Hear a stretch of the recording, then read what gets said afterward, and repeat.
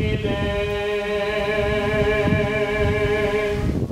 Domnul creștini, iată în această zi prea frumoasă, în primul rând, vedem cum Mântuitorul Iisus Hristos își alege ucenicii. Și o invitație foarte simplă. Un necunoscut vine la ei și le spune: veniți după mine și vă voi face pescari de oameni. Bineînțeles că ei erau pescari, dar când au auzit pescari de oameni, sunt sigur că la început n-au înțeles. Dar interesant este că nu le explica nimic din acest contract de muncă, putea spune. Când mergi la cineva să te angajeze, ți se prezintă un contract, clauze, datorii, responsabilități, drepturi și așa mai departe.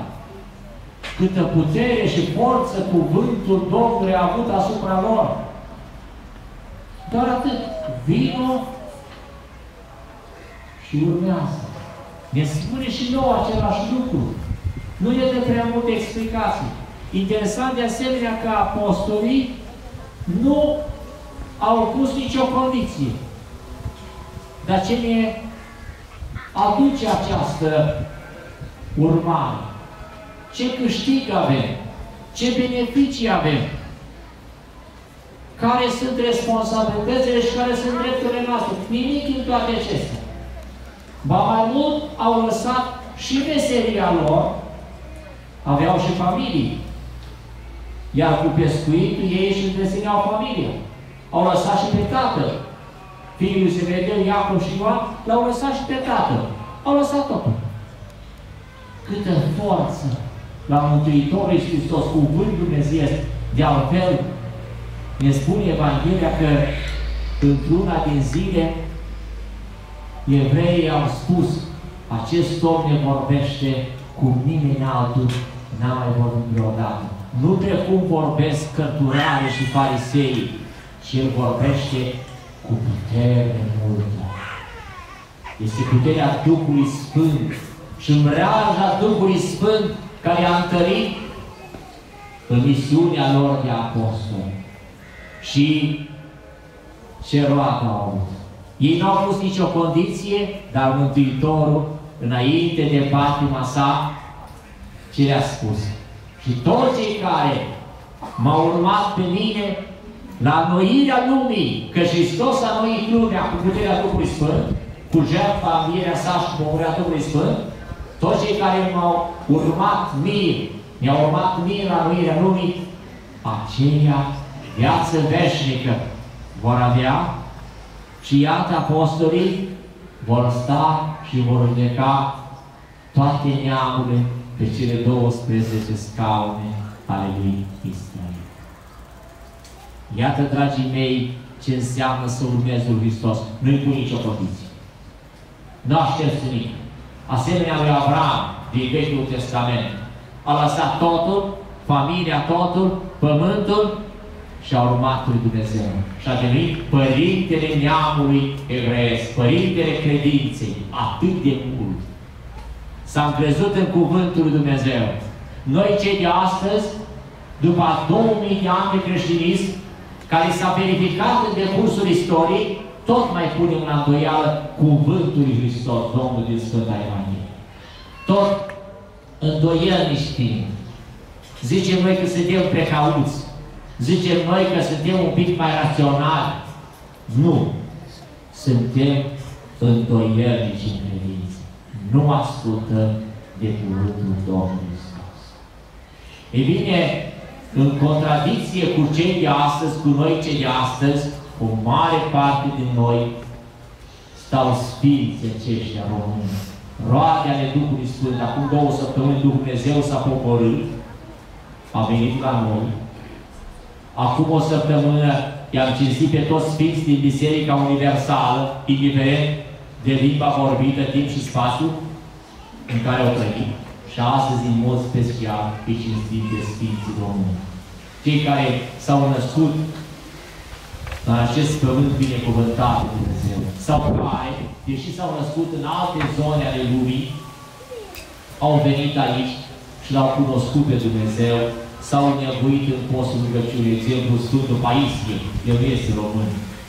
Nici Sfântul Onufrie, de asemenea, nu este român. Dar aici, în țara Sfântă a României, L-au cunoscut pe Dumnezeu. Avem de asemenea sfinți, a căror Sfinte Moaște se află aici în România, Sfânta Parascheva, Sfântul Dimitrie cel Nou și așa mai departe. Sunt acești sfinți care, iată, străjuiesc această țară. Și ar fi câteva chiar aspecte pe care poate mai puțin le cunoaștem. Și nume, în primul rând, cel mai tânăr Sfânt Român, care a mărturisit pe Domnul Hristos încă din fragile pruncii. Cine a fost? Sfânta Filofena. Moaște de ei se află la Curtea de Aur. La 12 ani. A fost ucisă de tatăl pentru că ea împărțea numele Lui Hristos căinuțele celorlalți sfânti. Și a mărturisit pe Domnul Hristos. Și a spus, pentru mine, Hristos este tot. Este haina mea. Iar cel mai în vârstă este Sfântul Atanasie Todoran, 104 ani. La vârsta de 104 ani, l-a mărturisit pe Hristos. Și a spus, noi suntem ortodoxi. Se petrecea în Ardeal. Generalul Bukov, cu armata sa, l-a omorât. A vrut să instaureze catolicismul și uniația în Ardeal. Și el a spus clar, Hristos a fost, este și va fi ortodox. De asemenea, primul sfânt care a fost canonizat la noi pe teritoriul României a fost Sfântul Calimindra Cernica, în anul 1950. Sfântul Sinod, în plin comunism, a rânduit acest sfânt mare, povățuitor, făcător de minuni, să fie trecut în rândul Sfinților și, bineînțeles, să fie cinstit așa cum se cade. Iar ultimul sfânt, nu,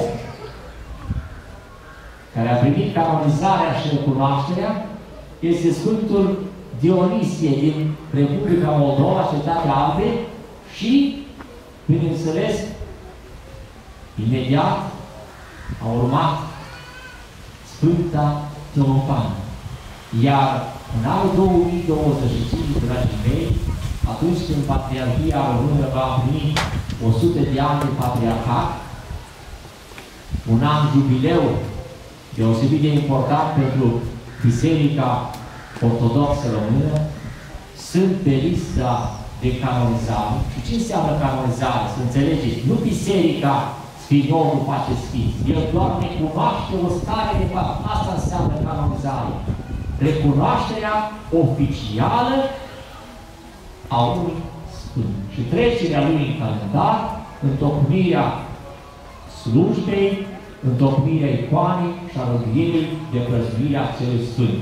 E bine, în anul 2025 vor fi mai mulți sfinți, printre care Sfinții Închisorilor, iar de aici, din Botoșani, dragii mei, pe lângă mari sfinți ai ortodoxiei care au strălucit ultimii 100 de ani, bineînțeles avem și propus pe Sfântul Cleopa, Părintele Cleopa, cine nu cunoaște, Sfântul Dionisie din Athos și sunt sigur că mulți alți sfinți pe care și de care am auzit și pe care îi cunoaștem, care au mărturisit adevărul într-o lume a minciunii, a mărturisit pe Hristos Domnul într-o lume în care se relativizează totul și a mărturisit Biserica Ortodoxă și învățătura Sfântă într-o lume în care vrea să niveleze totul la nivel de conștiință și la nivel de trăire duhovnicească. De asemenea, dragii mei, avem Așa cum am spus, sfinți poligloți, Neagoi Basarab, 7 limbi străine, în afară de român. Sfântul Andrei Șaguna, marul mitropolit al Ardealului,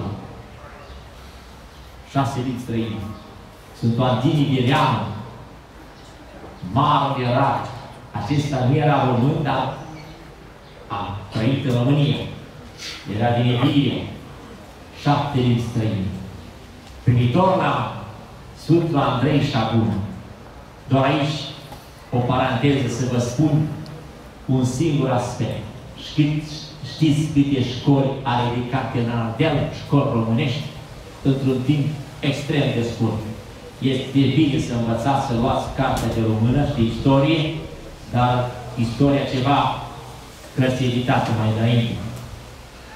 Peste 800 de școli în tot Ardealul a ridicat el pentru românii din Ardeal. Să se învețe limba sfântă românească. 800 de școli. Vreți să vă dau un exemplu actual? Deschideți televizorul și vedeți cam câte școli reușim noi să văruim vara în lumea aceasta noastră super modernă. Și el 800 de școli cu profesori, cu învățători, cu tot ce trebuie, a deschis în Ardeal. De aceea, dragii mei, și aici o spun clar, și să mă registrați și pe inima dumneavoastră și în mintea dumneavoastră și să spuneți copiilor dumneavoastră, de ce este incomodă Biserica Ortodoxă Română? De ce nu le place? Nici celor care sunt de alt neam și nici cozilor de topor din România. De aceea se lovește. Și o să mai întreabă de ce patriarhul are haina albă. Vai cât scuipat primește el și vai cât de greu e acolo în scundea țării. Pot să stea nu în mașini scumpe și în satelit, că ăștia tot fac presiuni și vor din adinsul să despară. Și niciun secret nu este când tot s-a spus ce atâtea ciori în munții Carpați să mai dispară. Adică vă înțelegeți dumneavoastră de ce monahismul românesc și preoții ortodoxi români care se duc dimineața, dis de noapte în sate și fac liturghii la parohii cu 10, 15, 20 de familii și acolo sunt cum sunt și vai de capul lor. Dar este o liturghie ortodoxă și orice sat românesc și felicitări tuturor preoților și tuturor creștinilor care țin la Biserica Ortodoxă. Și iată istoria. De ce nu le convine multora, dragii mei? Pentru că a rămas armata și a rămas biserica, armata duhovnicească, să dea mărturie că sfinții români și domnitori, voievozi și oameni simpli și oameni cu multă har și oameni care, bineînțeles, recent sau de mult, de exemplu, primii sfinți pe care i-a avut pământul românesc, Sfinții Epicteți și Astioni, în anul 290 l-au mărturisit pe Iisus Hristos. Dumneavoastră știți cine suntem noi, măcar? Noi suntem poporul lui Dumnezeu. Că am primit Evanghelia nu de la niște trimiși, a unor regi sau împărați, ci de la însuși Apostolul Andrei. Apostolul Andrei, cel întâi chemat de Domnul Hristos la misiunea de a fi apostol, a venit pe teritoriul țării noastre. Știți câte state în lume se pot mândri cu asemenea lucruri? Să aibă Evanghelia, să fie botezați de un apostol al Domnului Hristos. Îi numărați pe Denis. de regi la om. Marele popor slav de la estul țării, ruși, cu 1000 de ani în urma noastră, bulgari, cu 800 de ani în urma noastră, unguri, cu vreo 700 de ani în urma noastră. Nu pot eu să spun prea multe, dar vă pot spune să țineți la acest popor, să țineți la această biserică. Nu vă vorbesc des la biserică românească, biserică ortodoxă română. Când se vorbește de rău de o biserică ortodoxă română, se vorbește de rău de fiecare dintre noi. Și ei doresc să slăbească puterea aceasta a credinței, pentru că cei mai ține pe români uniți, puternici, dreapta credință, limba română, care vor să o stâlcească. Și dacă aici mă gândesc, sunt persoane aici care mă ascultați și vedeți dumneavoastră, se încearcă să nu mai avem limba română, se încearcă să nu mai avem tradiții românești, se încearcă să nu mai ne cunoaștem țara, să ne mai cunoaștem istoria și în cele de urmă să nu mai avem nici pământ, să nu mai ai nimic și în cele de urmă să nu mai ai nici suflet. Românesc autentic. Acesta este adevărul, dragii mei. Iar sfinții aceștia români, pe care îi cunoaștem, dar și pe care nu-i cunoaștem, că sunt mii și mii de sfinți. Gândiți-vă dumneavoastră la sfinții închisorii. Faceți o excursie, dragii mei, ceea ce regret că nu pot face eu, sau nu îmi pun toată mintea și preocuparea lucrul acesta. Dar dacă tot mergeți în concediu, mergeți la Sighetul Marmasiei, mergeți la Ilf, mergeți la locurile unde sfinții închisorilor au dat mărturii. N-au pătimit acei oameni pentru a cumpăra un televizor, un Mercedes sau nu știu ce. Și au pătimit pentru că erau români ortodoxi. Și vedeți, mii și mii și mii de oameni.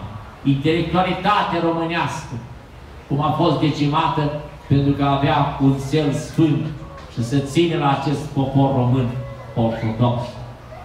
Învățați-i pe copii lucrul acesta. Spuneți-le nepoților aceste adevăruri istorice. Este inutil să căutăm cauze. Trebuie să avem soluții la toate problemele. Iar dacă tinerii de astăzi pleacă, este și o parte din vina mea și a generației mele. De ce? Pentru că în casă la mine, poate am spus, iată că nu-i bine România, iată că nu este așa cum trebuie, și dacă tânărul copilul a crescut cu acest sentiment că în țara lui nu este așa cum trebuie și a văzut că acolo totul este curat la prima vedere, că totul este frumos la prima vedere, că totul este civilizat la prima vedere și imediat vor spune cei mai ales care gândesc materialicește și nu gândesc la suflet și bineînțeles cei care caută fel și fel de avantaje materiale în lumea aceasta, să lasă țara și își lasă morții, lasă mormintele părinților, casele părăsite, pământul vândut, lasă atâtea lacrimi și durere și bineînțeles, și o spun aici cu toată responsabilitatea, au pretenții după aceea ca România să înflorească, au pretenții ca părinții de aici și frații care mai rămân să facă tot posibilul ca totul să fie perfect, dar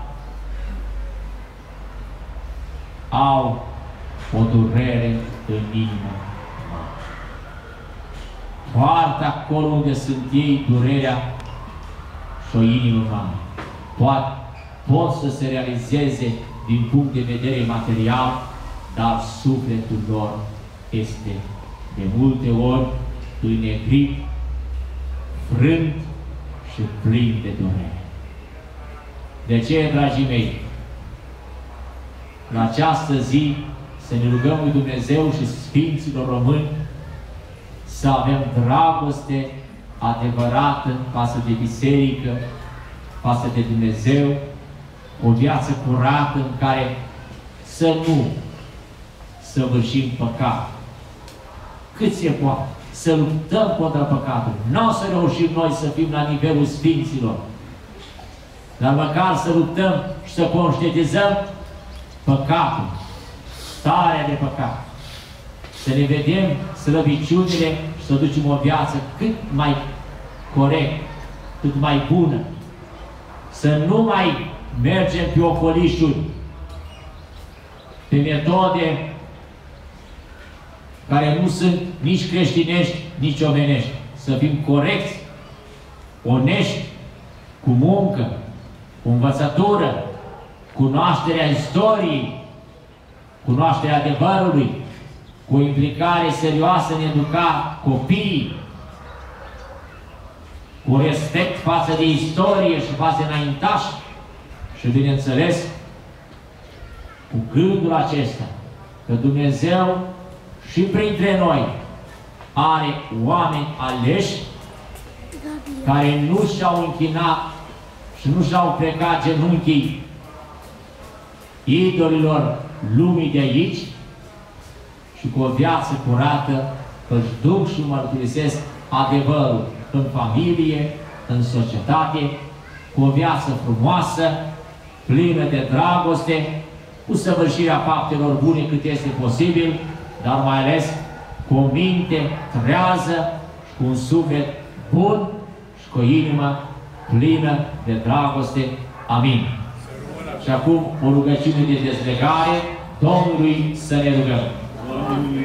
Doamne Iisuse Hristoase, Dumnezeul nostru, Dumnezeu îndurărilor și a toată milostivirea cărui milă este nemăsurată și iubire de oameni atât neajunsă, la ta slavă cădem, cu frică ți aduce mulțumire pentru toate binefacele care au fost revărsate nouă și Sfinte Biserici. Și te rugăm ca și acum înainte să ai milă și îndurare față de noi toți. Unului născut Fiului și Cuvântul Tatălui, care a luptat legătura păcatelor noastre în pătimirea ta, milostivește-te, Doamne, și iartă păcatul, săvârșite cu voie sau fără voie, cu știință sau cu neștiință, din noapte și din zi, iartă-ne orice păcat și dărește-ne pocăință adevărată, întoarcerea vameșului, iertare, dezlegare și ușurare. Dumnezeule, Cel care ai îngăduit bolii, nu pentru a ne pierde, ci pentru a ne întoarce și a te cunoaște pe tine, singurul adevărat Dumnezeu, milostivește cu bunăvoință strărobii tăi care suferă cu trupul și cu sufletul în spitalele orfelinate, în azilii sau care pătrunesc scumplite în casele lor. Aruncă boală, aruncă neputința și altă Duhul cel rău și dă sănătate, pace, liniște și vindecare tuturor celor care sunt bolnavi. Că Tu ești doctorul sufletelor și al trupurilor și ție slavă înălțăm, împreună și Tatălui și Sfântului Duh, acum și pururea și în vecii vecilor. Amin. Domnului să ne rugăm.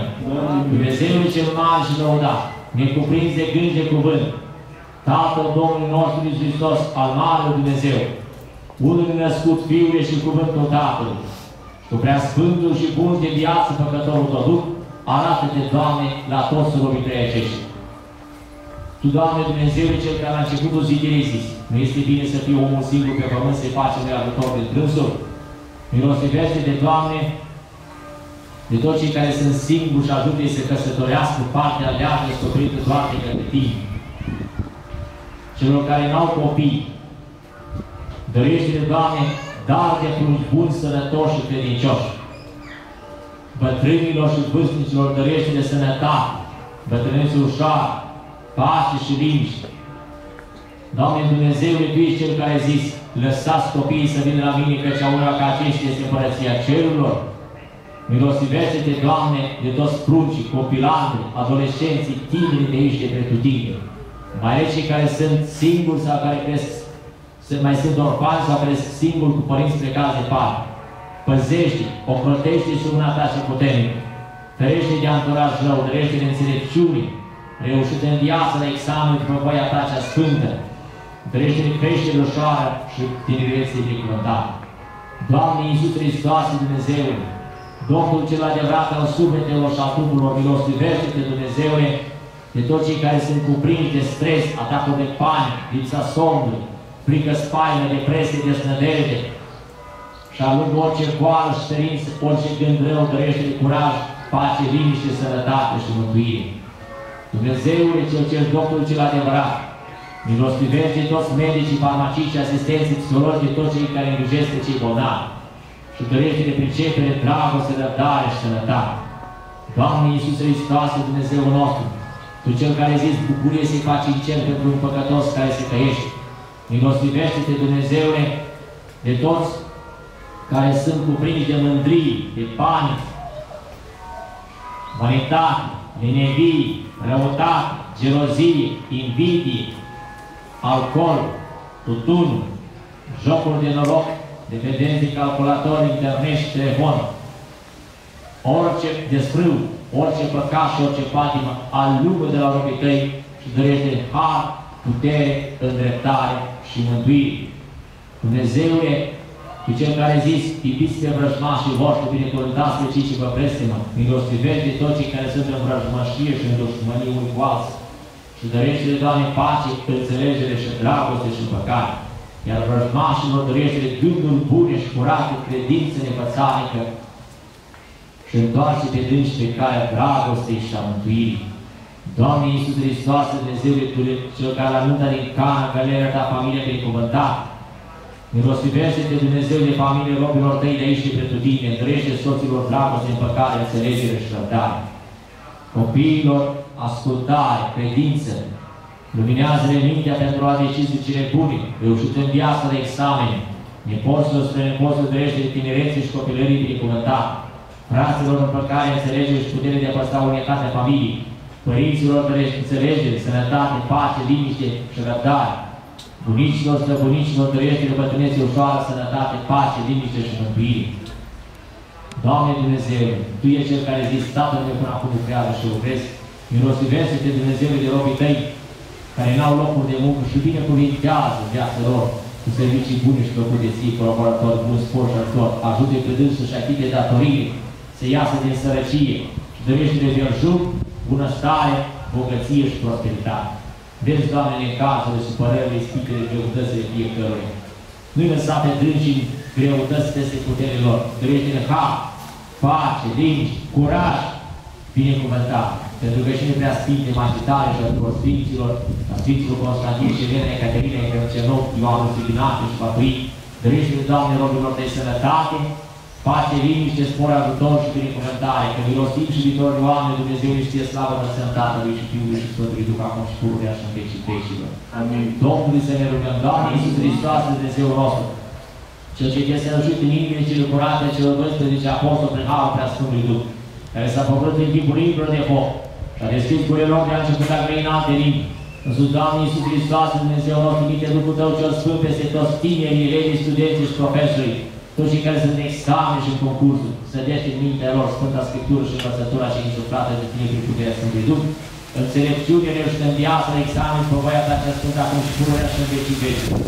Domnului să ne rugăm, Doamne Iisus Hristos, Dumnezeul cel ce-și cale adevărul și viață, și-ai călătorit de un rău nou, deosebit călătorește, stăpâne, Doamne, cu toți robii Tăi aceștia care sunt în călătorie sau doresc să călătorească. Păzește de necazuri, de accidente, de boală, de moarte năprastică, de vrăjmași și adu-i sănătoși acasă, pentru că și prea curate Magitare și tuturor Sfinților, acum și pururea și în vecii vecilor. Amin. Domnul Dumnezeu prea milostivă să vă miluiască. Amin. Domnul Iisus Hristos să vă împlinească toate cele cele bune.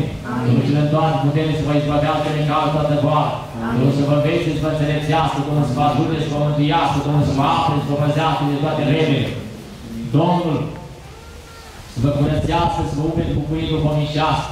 Domnul să fiți liniștitori sufletului și trupului, pentru că am bun milostiv și viitor de oameni să dărească iertare de păcate. Domnul Dumnezeu Iisus Hristos, Major de cărți, să vă miluiască și în toate zilele să vă binecuvânteze și un colțeșor de rai să vă dărească. Acele se pune toată slava, cinstea și chiloșenia împreună Tatălui și Sfântului Duh acum și pururea și în vecii vecilor. Părinților noștri, Doamne Iisus Hristos, Dumnezeu nostru, miluiește-ne pe noi. Amin. Vă mulțumesc pentru răbdare, pentru rugăciuni, pentru îngăduința de a fi fi prezenți până aici, la momentul acesta, la Sfânta Liturghie. Vă mulțumim pentru sprijinul acordat și pentru așezământ, pentru Sfânta Biserică, pentru Centrul Excelență Lucian și fac în continuare apel pentru proiectul cu maternitatea. Urmează de asemenea o săptămână frumoasă, mâine dimineață Sfânta Liturghie la ora 7. Miercuri avem sărbătoarea Sfinților pentru și Pavel, slujba specială pentru acești Sfinți. De asemenea, miercuri seara, taina Sfântului Maslu, vine dimineața Sfânta Liturghie și Sfântul Maslu, vine seara la ora 7, taina Sfântului Maslu cu 7 preoți. Sâmbătă și duminică, program obișnuit.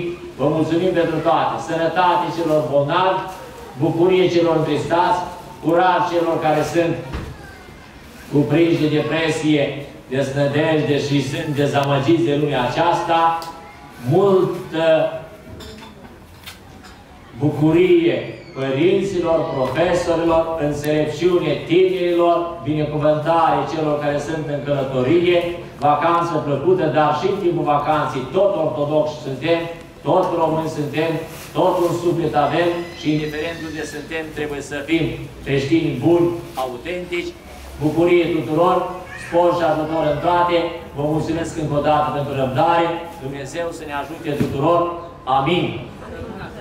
Acum cântăm imnul nostru al ortodoxilor.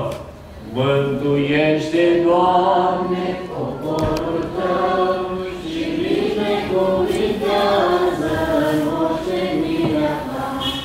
Miluință vine credincioșilor creștini, asupra celui potrivnic dăruiește și cu crucea Ta păzește pe poporul Tău.